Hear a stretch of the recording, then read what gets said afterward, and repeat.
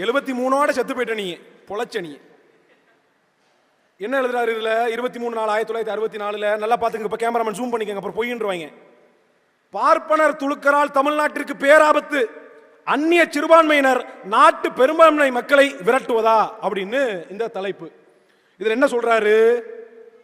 பாகிஸ்தானிலும் இலங்கையிலும் பர்மாவிலும் இந்தியர்களை மூட்டை முடிச்சுகளை கட்டிக்கொண்டு வெளியே போக சொல்கிறார்கள்.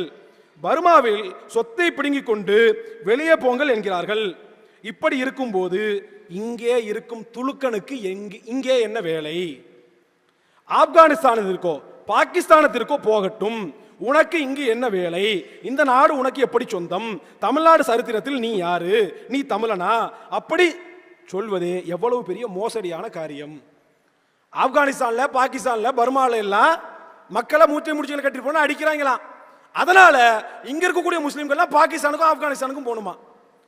டே, அவன் அடிக்கிறானா நான் என்னடா செய்ய முடியும்?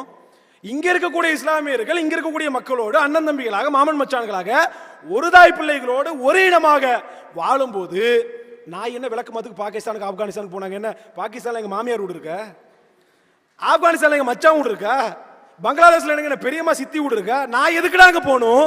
நான் இந்த மண்ணின் மகன். டே, 47ல தனி நாட்டை அடைந்து வச்சுட்டான். அங்க போனா இஸ்லாமிய நாடு, குர்ஆன் கான்ஸ்டிடியூஷன், என் தலைவன் கவுன்சிலர் அத்தனை பேரும் முஸ்லிம், அங்க மெஜாரிட்டி.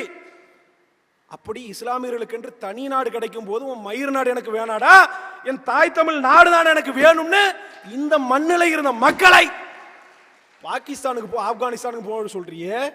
தமிழின வரலாற்றில் நீ யாருன்னு கேட்கிறியே. நான் கேட்கிற தமிழின வரலாற்றில் நீ யாரா? இவரா சொல்லு. நான் தமிழன், தமிழ் மொழிக்காரன், என் தாய்மொழி தமிழ். இந்த மண்ணிற்கும் மக்களுக்குமாக பாடுபட்டவர்கள் எங்களுடைய முன்னோர்கள், இந்த மண்ணின் மைந்தர்கள். பழனி பாபா வழியில் சொல்ல வேண்டும் என்றால் நான் தமிழன், இங்க இருந்தேன், அரபு நாட்டிலிருந்து மார்க்கத்தை இறக்குமதி பண்ணிக்கிட்டேன். நீ யாரு? நீ ஓங்கல் கோஷ்டியா இல்ல கர்நாடகால இருந்து எங்கேயாவது வந்தியா? உனக்கும் தமிழ்நாட்டு வரலாற்றுக்கு என்ன சம்பந்தம்? நீ தமிழனா? நான் கேட்பேன்ல, பதில் சொல்லு. ஈவேரா தமிழரா? தமிழ்நாட்டு வரலாற்றுக்கு ஈவேராக்கு என்ன சம்பந்தம்? நீ தமிழன் சொல்லிக்கிற, தமிழன் தலைவன் சொல்றிய, இது வெக்கக்காடானது இல்லையா? இப்படி எழுதுறாரு. அதுக்கப்புறம் பாருங்க, அதே கட்டுரையில